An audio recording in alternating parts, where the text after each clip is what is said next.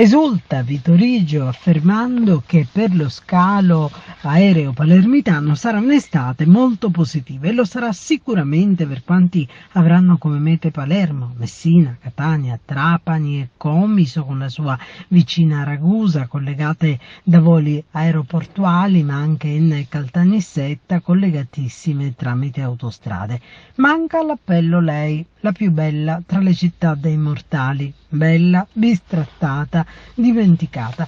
Chi vorrà venire ad Agrigento dovrà armarsi di santa pazienza, essere motivato, avere del tempo in più da utilizzare e prepararsi alla via crucis dei semafori della 189, delle pericolose interruzioni della 115 e poi poter ammirare le bellezze che ci riconoscono capitale della cultura 2025.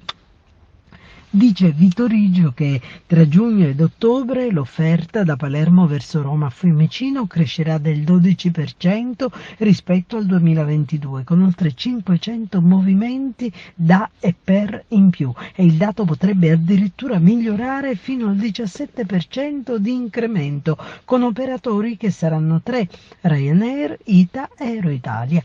In totale ci saranno in media, dice, 32 voli al giorno da e per la capitale. Un'offerta ampia che dovrebbe calmierare i prezzi. Dovrebbe calmierare i prezzi dei biglietti. Il condizionale usato da Vitorigio ci lascia un po' perplessi dopo le barricate al momento virtuali issate dal governatore Schifani contro il caro voli e delle quali i siciliani sono nella classica attesa di riscontro.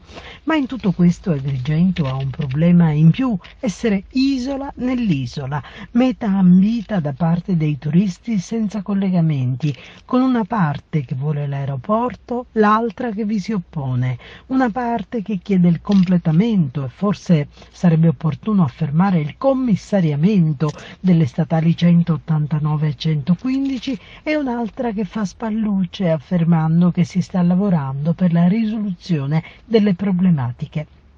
E poi ci siamo noi che affermiamo che non ci siamo, che non è possibile che questa situazione permanga e che tutto questo non può sostenere quella vocazione turistica nella quale siamo soliti immergerci, manifestando un bagno di ottimismo che alla luce di questo diventa veramente qualcosa di illogico.